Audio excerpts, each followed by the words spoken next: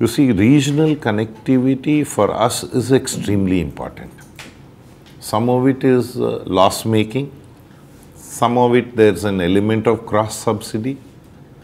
So these angles are there. When you come to the international side, India has a lot of unused bilaterals. Now, if an Indian player makes use of it and contributes to the GSDP of India, not another country, like foreigners, we don't have any control on that, we'd be rather happy with it. Now, if an Indian player gives us regional connectivity and also wants to fly abroad and is not 5 years old you will think about it. And does not have 20 aircrafts. And are we going to sit and unutilize our bilaterals? Isn't India losing out there? So the short answer would be that you would give people if they fly regional. So the idea is we need a right, or what we consider a proper economic mix, which can be reviewed from time to time, fine-tuned from time to time.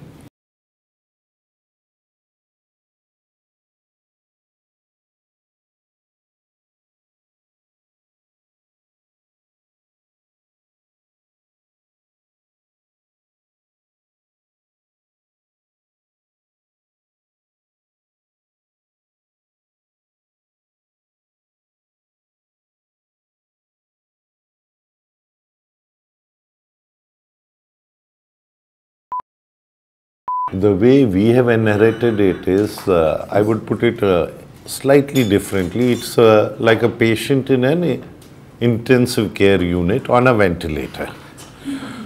Now, if that ventilator is removed, will the patient survive or will the patient die? Is a question. Now, if the patient survives, there are certain implications. If the patient dies, there are certain implications. Now, we don't want to land up in a situation where someone tells us you didn't think of this angle. We would like to have a look at all angles before we take a decision. And go ahead, left to itself, we have given guidelines to Air India.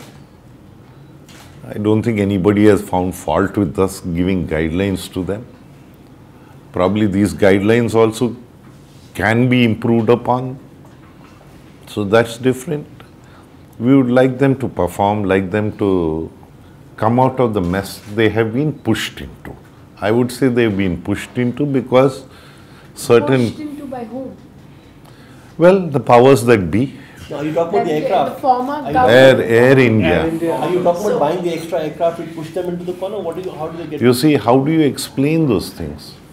That's what Kumi is asking. That are you talking about the aircraft? That they got too much of debt? There were certain things, decisions that they have taken that probably you will find no commercial organization taking such decisions. You're saying the former government took. And I asked them also, why are you this thing? We have been pushed into such a decision. What are these things? I talk about the aircraft purchase, which is wrong, too much aircraft. There are so many things in that, and the aircraft purchases is one of them. So given them 3 years for a turnaround, is there a plan B that you also have in case that goes down? There's a turnaround plan, a financial reconstruction plan.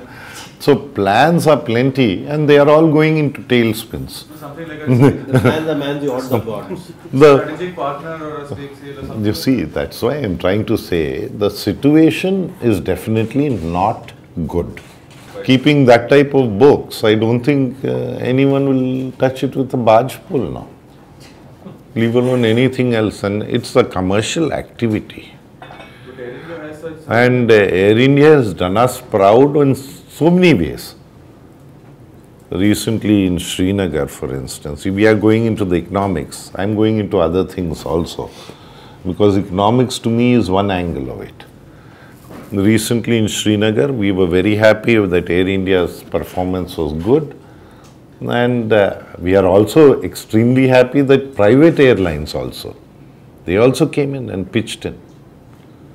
So in those angles, we are very happy. Air India, Iraq, our problem with bringing back our citizens, Libya. So they've done good work.